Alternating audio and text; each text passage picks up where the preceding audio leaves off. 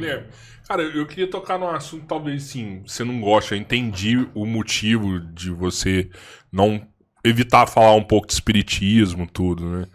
Mas como que era lidar com essa mediunidade antes, assim? Você chegava a falar com espíritos, essas coisas assim? Era o filme do Sexto Sentido, na minha infância, era aquilo ali. Pô, você era aquele molequinho? É baseado em fatos reais, será? Era aquilo ali, assim. E quando eu assisti aquele filme, inclusive, foi muito louco pra mim. Foi um negócio de identificação bem radical, assim. Então, você é jovem, você tinha quantos anos quando você viu o filme? Eu tava vivendo aquilo tudo, eu tinha uns 6, 7 anos, acho. Foi o que eu imaginei. O filme era sobre você. Você olhou e falou assim: eu sou esse moleque. Eu tinha o cabelo tigelinha também loiro. Eu ficava tipo, eita, o que é isso, Pô, sabe? tem alguém me filmando aqui. Pô, mas não, se é nesse nível de mediunidade, não tem um propósito nisso aí? Eu acredito que sim, mas não com a explicação que me deram. Eu acho que essa sensibilidade espiritual é uma faculdade como, sei lá, a habilidade de nadar ou de correr que eu não tenho. Ou você treina ou ela atrofia. Então, essa ideia de missão, inclusive, me prejudicou bastante, porque eu tinha essa noção narcisista de que eu tinha um dever a cumprir e eu me expus a coisas que não são saudáveis de uma criança se expor. Eu pulei etapas, queimei largadas da vida normal que não foram legais. Mas assim, tudo que você chamar de mediunidade, eu passei. Sair do corpo, psicografar, incorporar. Viagem astral, essas paradas todas. Tudo sempre aconteceu comigo num nível muito radical. Muito. E o lance parou de acontecer? Não. Eu deixei de acreditar? Também não. Mas a forma com a explicação fechada e determinada que o espiritismo dá pra isso, eu não acredito mais. Eu não acredito que seja exatamente daquele jeito. Eu não acredito que tudo que a gente chama de espiritual seja necessariamente espiritual, porque chega uma hora que a sua mente começa a poluir o rolê e tomar conta do rolê e misturar o que você tá sentindo com o que você tá imaginando, com uma sensação de superpoder, sabe? O que eu mais vi em mim e no outro, assim, olha, não tem um médium desses famosões que lá no fundo não exista um narcisismo ferrado, assim, por detrás dessa coisa de assim, eu sou um grande missionário do amor e do bem. O Chico talvez seja a exceção. Talvez não, eu tô dizendo talvez porque eu não convivi, então, mas eu acho que ele seja a exceção. Ele foi um cara extraordinário e tal. Mas há uma coisa assim de compensação. Se você olhar dentro dos centros espíritas e tal, o que existe de gente frustrada com a sua vida pessoal, mas que ali, na Umbanda também, mas que exerce alguma espécie de autoridade mágica, astral sobre o outro, sabe? Que se sente um escolhido de uma grande missão divina. E, no entanto, olha só, a grande loucura todo esse contato com a espiritualidade seria pra gente se aprimorar, pra gente obter conhecimentos novos, pra gente deixar de ser aquele eu arraigado. Um pouco do que o Chico fez, né? Sim, mas e quem mais fez? Esse é o ponto. Porque todo esse contato com a espiritualidade seria pra você ser capaz de ser diferente. E o que eu mais vejo é gente que só faz a manutenção do próprio ego, usando de desculpa uma grande missão de vida e que não muda nada. Essa é a minha grande crítica a toda essa coisa do mediunato.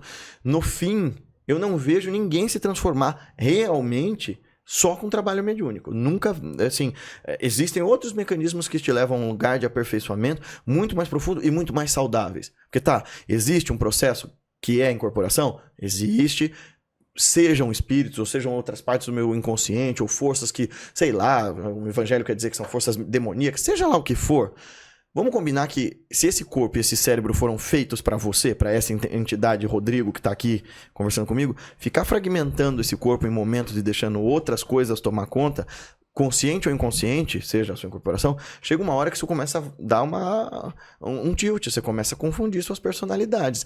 E isso não é lá muito saudável. E eu tô falando, gente, assim, agora vai vir chuva de hating. Assim, eu falo com lugar de experiência e de causa, que eu duvido que tenha muita gente que tenha vivido no nível de intensidade e de violência que eu vivi, assim. E não violência por culpa de alguém, mas assim, o nível da coisa comigo era muito louco. E ainda assim, eu não me tornei uma pessoa sábia por causa disso. Pode ter sido uma ferramenta, um mecanismo para eu ter tido contato com consciências muito sublimes, que me ensinaram grandes coisas. Mas o trabalho real vem de uma vontade de se transformar e de prestar atenção no que realmente importa. Porque o que eu mais vejo é a gente ter uma espécie de curiosidade infantil de dizer, quantas dimensões existem, que planetas são habitados, quanto tipo... sabe, um papo biruta. E a coisa deriva assim, são reptilianos que estão causando esse problema no mundo. Tem chip que são instalados em você. Não há meio de você provar uma coisa dessa. Então sai desse delírio. Volta pra lucidez implacável do seguinte. E tem um ET que plantou um chip invisível em você? Certo, tem. Você pode provar? Não. Então lida com a vida da melhor forma, da forma mais digna e altiva que você puder. E segue em frente sem esse tipo de distração. Porque, de novo, é a mesma coisa que o yogi faz em relação às outras distrações da vida. Você está só trocando a distração da TV, do carro novo, do churrasco, por uma distração mística, uma distração astral, que é pior, é mais covarde, porque não tem como você provar ou desprovar. É muito conveniente, a gente estava falando disso agora, eu e ela, falando sobre... nossa, a pessoa que a gente conhece tem problemas familiares e tal, e atribui isso a uma obsessão. É muito conveniente, né? Porque você não tem como desprovar. Minha mãe é uma filha da puta comigo, então eu vou dizer que é um obsessor que tá causando isso entre nós. É mais fácil do que ir para um consultório terapêutico e entender que eu e minha mãe temos questões muito sérias e práticas para serem resolvidas. Desde a antiguidade, usar dessas linguagens, isso aqui é a oposição de um demônio, não é depressão, funciona para nossa mente analógica, para nossa mente simbólica, e que é onde a gente tem que trabalhar mesmo. O Jung faz um trabalho formidável com isso. Mas daí você dizer que literalmente tudo que acontece na sua vida é espiritual, eu diria que isso é um escapismo covarde. Tá terceirizando a parada, né? E o que eu mais vi era isso, assim. A pessoa ia pro centro espírita. E quando eu falei do lance de troca com Deus, a pessoa ia fazer caridade porque esperava que ia prosperar na vida material por causa disso. Eu vi isso acontecer zilhões de vezes. Pessoas sendo chamadas para campanhas de caridade, e aí quando diziam que não podiam ir, os dirigentes diziam coisas do tipo, depois você vai pedir pra Dr. Bezerra cuidar da sua saúde, depois você vai pedir pra, sei lá, vovó Madalena te trazer prosperidade. Como assim? Agora, existe vingança no mundo espiritual? É isso? Que loucura é essa? Parece que a gente voltou a ser aqueles luteranos em que Deus era mau, né? Você via os luteranos do começo, quando eles mudaram para os Estados Unidos, lá, 1600... Cara, Deus e o diabo não tinham diferença nenhuma. Você vê nos discursos desses pastores, tem texto disso, eles dizem assim, Deus se regozija e gargalha só de imaginar você ardendo no inferno por conta dos seus pecados. Que porra de Deus é esse, mano? Cadê o altruísmo, né, amor? Se ele é o Deus de amor que Jesus pregou, desculpa, esse Deus eu não reconheço. E você chegou a atrofiar todas essas habilidades em você? Grande parte delas? Não. Com meditação elas só aumentaram, mas de um jeito diferente. Eu só não dou a importância pra elas que eu dava antes. Você consegue deixar elas de lado? Não. Não, mas quase impossível deixar de lado. Fala que não, também, fala mano. que não, fala que não, fala que não, fala que não, fala que não. Quase as vozes da minha cabeça impossível, disseram pra falar que não. Não, fala que não. É porque eu acho também, cara, que dá pra você também aproveitar dessas habilidades pra você crescer na sua meditação com os seus Sabe mestres. o que mudou? Sabe o que mudou pra mim o paradigma mesmo? Foi ouvir do meu guru, uma vez que eu tava falando de mediunidade, quando eu ainda dava super importância pra isso, ele olhou pra mim e disse, pra seres um bom médium é imperativo que sejas antes um yogi. Eu fiquei assim, imperativo que eu seja um yogi, por quê?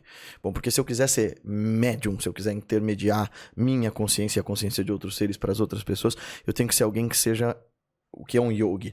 Yoga vem da ideia de união do ser consigo, do ser com Deus, do ser com o universo. Eu tenho que ser coerente. Antes de eu querer ser intermediário entre seres humanos, ser um professor, um advogado, eu tenho que ser coerente comigo, eu tenho que estar estabilizado e pacificado em mim. Senão esse canal de comunicação vai só receber ruído. E rádio pirata invadindo no processo. Né? Então, eu não acho que mediunidade, essa obsessão, por exemplo, que você tem dentro da Umbanda e do Espiritismo de não, você tem mediunidade, você tem que trabalhar. Cara, a pessoa não tá dando conta nem de ficar em pé com as próprias pernas. Você vai dizer que ela tem uma missão de ajudar o outro, ela não sabe. É assim, eu vou ajudar o outro dando passe. Tá bem, legal, ajuda psicológica, bacana, mas bota essa pessoa pra, sei lá, servir, ensinar, alimentar os outros. Isso é um trabalho, na minha opinião, de intermédio do bem muito mais profundo e necessário e urgente do que toda essa parafernália metafísica que a gente gosta de discutir e não sabe se prova ou não. Mas na yoga você sai do corpo, não sai? Não é desejável. No yoga, se você pega o Yoga Sutra de Patanjali, que é um texto antigo, lá tem um capítulo inteiro sobre os poderes que você desperta com a meditação. Tudo que a gente chama de mediunidade, os tântricos e os yogis são super familiarizados. O que eles vão dizer é, só que cuidado, se o que você está procurando é iluminação, esses poderes vão te aprisionar no ego. Vão te fazer sentir que você é super especial e magnífico. Se esses poderes se manifestam em você e você os usa pra fazer o bem, mas recusa eles, beleza. Eles chamam de poderes, né? O que a gente chama de mediunidade. Eles chamam de siddhis. Mas se você ficar apegado à ideia de eu sou um grande médium... Olha, eu não conheço... Por exemplo, eu não conheço um médium de incorporação real mesmo, que não tenha problemas seríssimos de coluna ou de dor no corpo, porque essa coisa de... seja lá o que acontece, fisicamente danifica bastante a condição física da pessoa. Eu não conheço um médium de incorporação real que consiga ser equilibrado e coerente na sua estrutura emocional durante muitos anos, assim, de trabalho de incorporação. Então, assim, tá bem, isso tem lugar de ser, isso é importante. Todas as culturas, na Índia mesmo, tem incorporação, nos templos lá. Putz, cansei de ver. É da humanidade isso aí, né? Isso sempre aconteceu. Agora, como é que isso é feito? Em que circunstância? De que maneira? Né?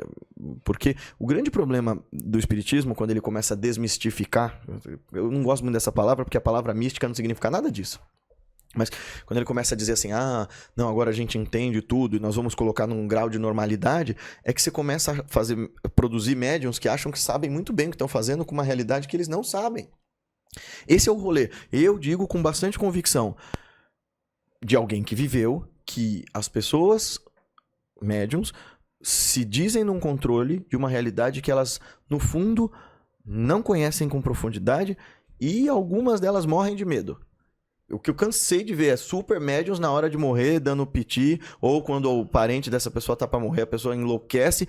E eu pensava, mas meu Deus do céu, tua vida inteira lidar com a morte, você tá nesse nível de apego? Não sei.